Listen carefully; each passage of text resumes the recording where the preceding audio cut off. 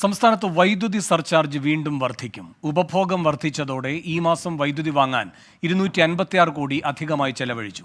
അടുത്ത മാസം ദിവസേനയുള്ള അധിക ചെലവ് 20 കോടിയായി ഉയരും.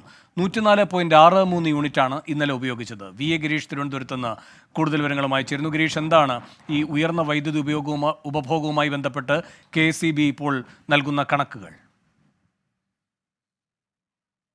വേണു, സംസ്ഥാനത്തെ വൈദ്യുതി ഉപഭോഗം സർവകാല റെക്കോർഡിലേക്ക് എത്തിയിരിക്കുന്നു. ഓരോ ദിവസവും റെക്കോർഡുകൾ ഭേദിച്ചുകൊണ്ടുള്ള വൈദ്യുതി ഉപഭോഗമാണ് സംസ്ഥാനത്തുണ്ടാകുന്നത്. കഴിഞ്ഞ ദിവസം 103.43 എന്ന ദശലക്ഷം എന്ന യൂണിറ്റ് എന്ന സർവകാല റെക്കോർഡായിരുന്നുവെങ്കിൽ ഇന്ന് ഈ റെക്കോർഡ് മറികടന്നിരിക്കുന്നു.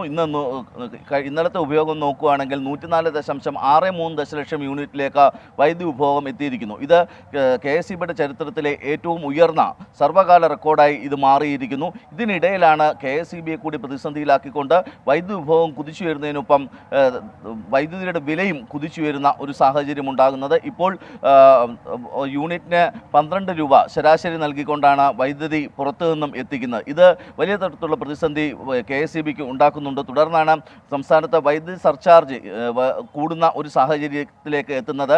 ഈ മാസത്തെ വൈദ്യുതി വാങ്ങിയ കണക്ക് നോക്കുകയാണെങ്കിൽ ഒരു ദിവസം 9.5 കോടി രൂപ അധികമായി ചെലവഴിച്ചു എന്ന കണക്കുകൾ വ്യക്തമാക്കുന്നുണ്ട്. 256 കോടി രൂപയാണ് ഈ മാസം വൈദ്യുതി വാങ്ങിയതിലൂടെ KSEBയ്ക്ക് ചെലവഴിക്കേണ്ടി വന്നത്. ഇതാണ് സർചാർജ് വരുന്നതിനുള്ള ഒരു സാഹചര്യം ഉണ്ടാക്കുന്നതും. വേണു, വി എ ഗിരീഷ് തിരുവനന്തപുരത്ത് നിന്ന് വിവരങ്ങൾ നൽകിയത്.